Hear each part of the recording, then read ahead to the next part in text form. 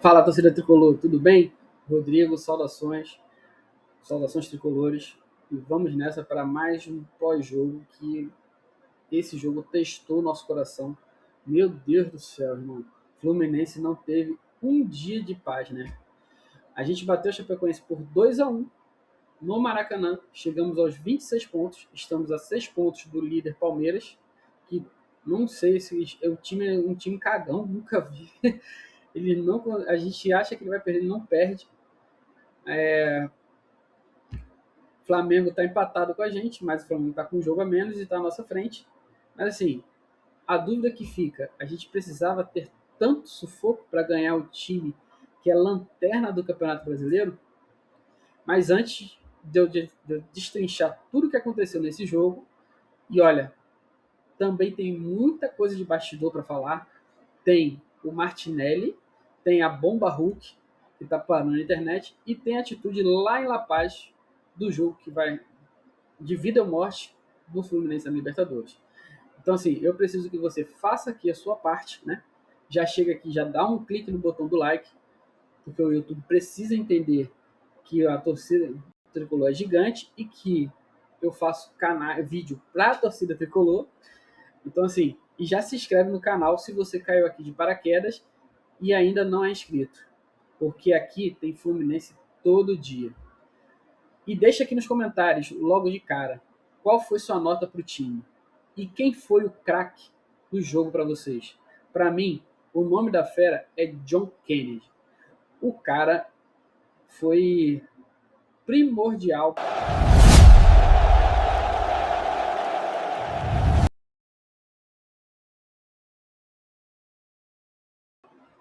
Vamos lá, vamos falar de bola rolando. O primeiro tempo, taticamente, foi um monólogo, né? Foi ataque contra defesa.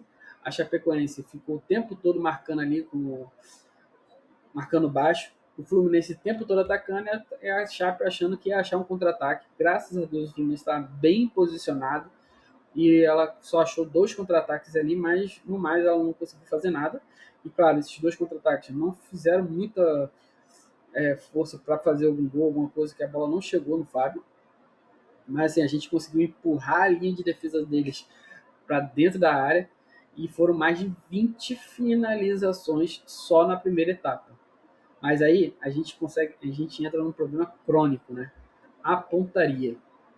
Cara, a gente tentou criar com o Castilho, pisou muito na área, o Bernal dominou o setor de meio de campo, distribuindo os jogos. O Savarino tentou, mas a bola não entrava. E aí, cara, quando ia no gol, o goleiro Anderson da Chapecoense ele resolveu incorporar, né, o Manuel Neuer no Maracanã e fez pelo menos 3 defesas de cinema. E eu agora preciso ser muito sincero com vocês e falar sobre um jogador específico, Kevin Serna. Cara, Kevin Serna, ele mais uma vez fez uma partida muito abaixo da crítica, como ele já vem há algum tempo já fazendo isso. Ele não consegue tomar decisões, ele toma decisão errada, ele mata contra-ataque, ele perde a bola com facilidade, ele não consegue dar fluidez no time ali pela ponta. E aí eu te pergunto, justifica essa titularidade absoluta do Serna? Hoje, para mim, ficou claro que o time precisava de outra dinâmica ali pela beirada. E alguém que partisse para cima e com efetividade.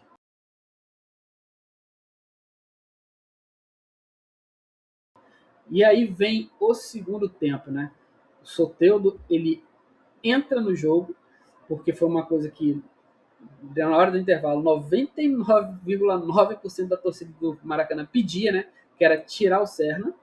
E aí ele coloca o Soteldo no lugar do Serna. E aí, meus amigos, o Soteldo, incrível isso, né? Ele agora tá jogando bem. Ele muda o jogo. A entrada dele deu exatamente a profundidade e as tomadas de decisões que a gente precisava. Coisa que o Serna não estava fazendo, o Soteldo conseguiu fazer. Ele consegue puxar a marcação, ele abre o corredor e aí o time começa a respirar no ataque de forma mais aguda. E por conta dessa pressão, o time consegue ter um resultado rápido, né? a bola é cruzada na área, o Bernal ele sobe para cabecear, o zagueiro da Chapecoense vai de braço aberto, a bola bate na mão do zagueiro, mesmo assim, a bola sobra ali para o Rodrigo Castilho soltar, dar-lhe uma cabeçada. Essa cabeçada, com uma linda defesa do Anderson da Chapecoense, que para mim foi o melhor em campo da Chapecoense, ele consegue fazer uma defesa espetacular. E aí o Fluminense reclamando do pênalti, reclamou do pênalti. O juiz não deu, esperou o VAR.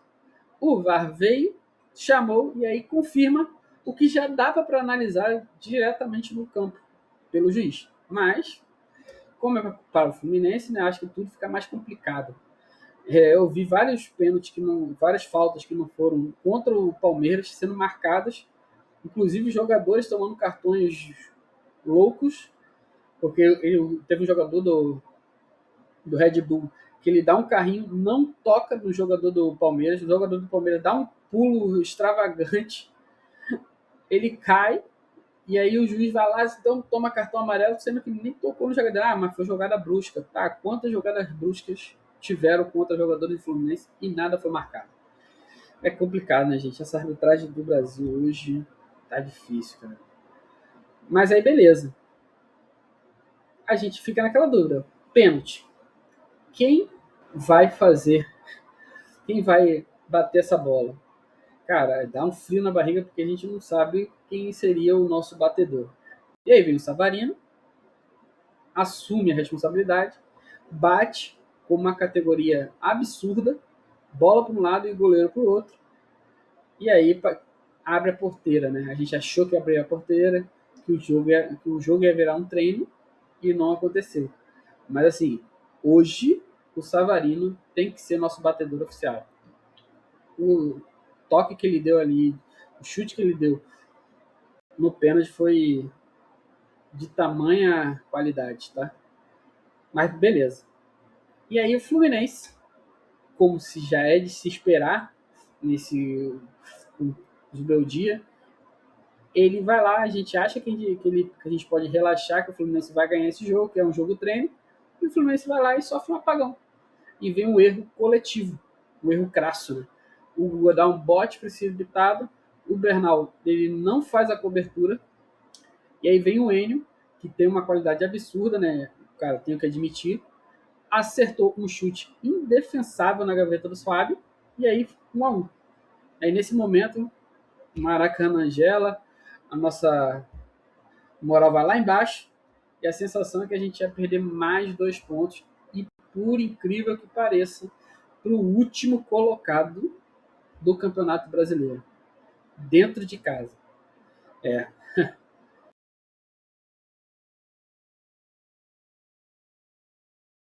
Mas aí algum ser divino, vai lá dar um toque na cabeça do Zugordia, e aí o técnico vai e resolve fazer uma mudança e coloca quem já nasceu para decidir, né? John Kennedy.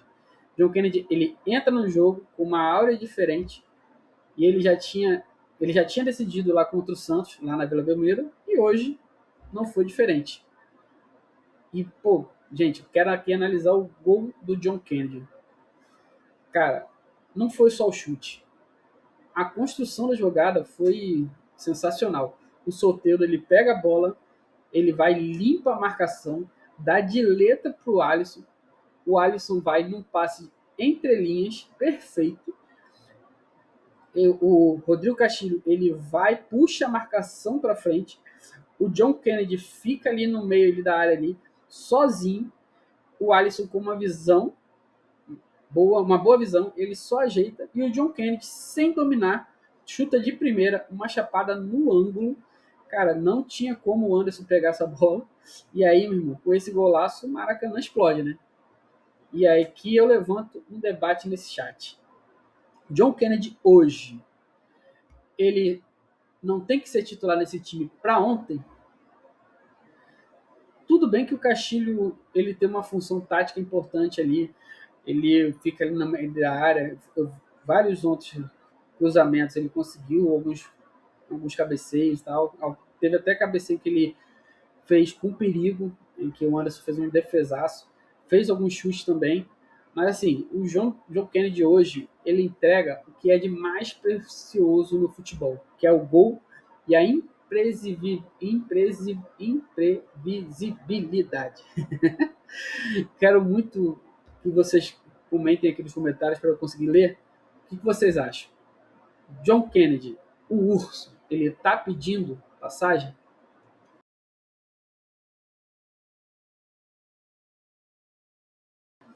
E vamos para o giro de notícias, gente. Mudando agora, encerrando aqui essa parte do pós-jogo, vamos para o giro de notícias, né? A baixa de Martinelli. Saindo aqui de campo e indo para o departamento médico, a notícia que a gente não queria dar.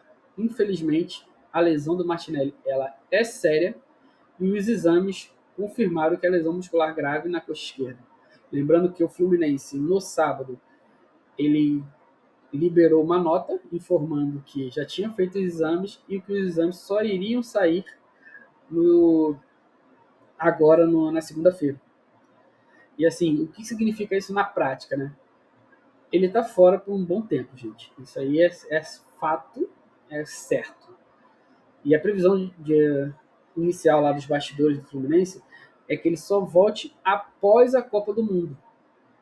Isso é um baque gigantesco no esquema do Zubeldia. O Martinelli, ele era o motorzinho desse time. Ele é o motorzinho desse time. É ele quem faz a transição da defesa para o ataque. É ele quem quebra as linhas adversárias. E sem ele, quem entra? Assim, o Bernal, ele está entrando no lugar do Martinelli, só que ele é um volantão 5. Ele não faz o que o Martinelli faz. E aí você vê o Hércules não jogou, já não jogou tão bem. O Zubeldia colocou o Alisson, mas o Alisson também ele era um atacante que virou meio-campista. Então, se ele não tem essa visão que o Martinelli tinha. Tem o Nonato que está voltando agora de machucado, mas nenhum deles tem a classe e a forma de jogar que o Martinelli, como o Martinelli joga. Então, assim, vai ser uma dor de cabeça gigantesca para o Zubeldia, ainda mais que a gente está também sem o nosso argentinozinho pequenininho, né? Então fica mais complicado a gente conseguir ver o Fluminense jogando aí sem o Martinelli. Mas com fé em Deus vai dar tudo certo e ele vai melhorar. A gente vai ter o Martinelli aí no pós-Copa do Mundo.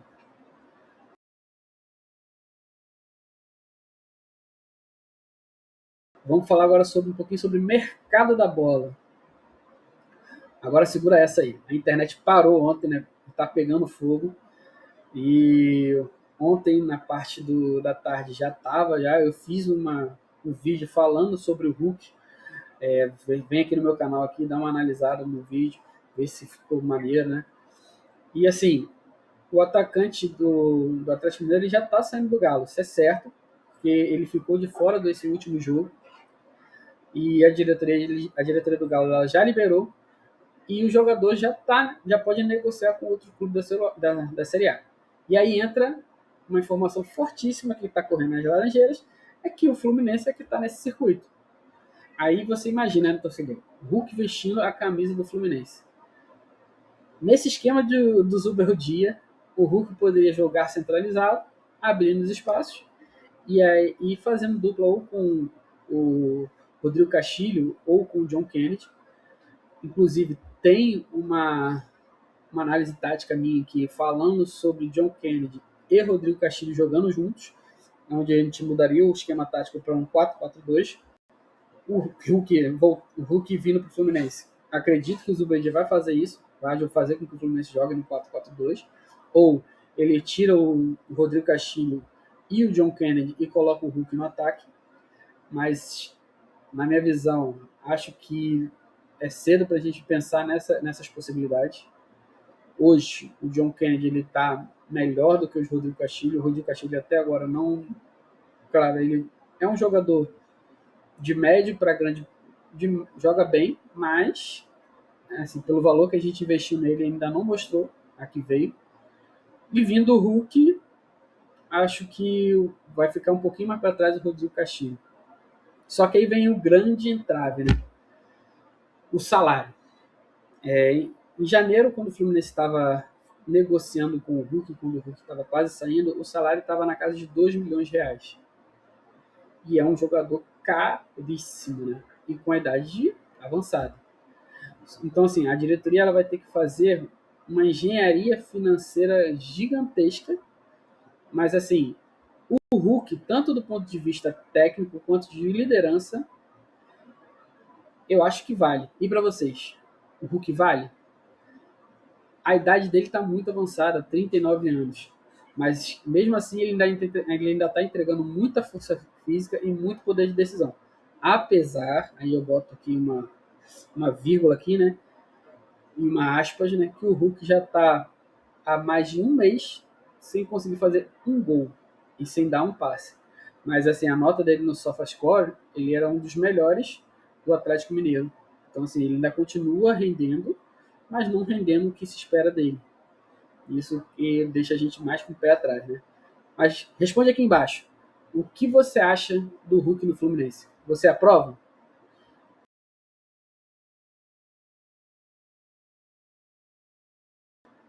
E aí, vamos para La Paz. Mudando agora um pouquinho do assunto, vamos para falar de Libertadores. O Fluminense ele vem de um empate contra o pior time do nosso grupo e vem de derrota para o melhor time do nosso grupo. O Fluminense perdeu por um jogo que não era para perder contra o time estreante da Libertadores. Claro, mesmo que seja um time estreante da Libertadores, é o time que está nas cabeças lá do campeonato argentino. Então, assim, é um time muito forte. E agora, o Fluminense, quinta-feira, ele vai ter que jogar a Libertadores da América lá em La Paz. 3.600 metros de altitude para enfrentar o Bolívar. E os caras vêm de uma goleada de 6-0 do campeonato boliviano. E você sabe, né? Lá em cima, 3.600 metros, a bola voa, falta ar, o jogador não consegue jogar direito, mas mesmo assim a gente sabe que é um cenário de guerra, né? Ou a gente ganha ou a gente ganha, porque se empatar, possivelmente a gente vai sofrer aí para conseguir passar para as oitavas e inclusive talvez o Fluminense até entregue os pontos, né? Porque assim, perder lá ou empatar já é uma situação muito complicada. E a pergunta que vem é: Zubeldia, ele vai ter que pensar muito bem o que ele vai fazer. Aí a dúvida é: ele vai poupar alguém por desgaste? Ou ele vai vir com força máxima, uma vez que a gente já vem de um empate e uma derrota que eram inesperadas? Então, assim, vou trazer a prévia aqui, completa desse jogo, aqui no canal. E se você não é inscrito, agora é a hora, filho. Se inscreve aí no canal e deixa seu like. Espera que daqui a pouco eu vou postar aqui um vídeo esses vídeos do pré-jogo do Fluminense contra o Bolívar na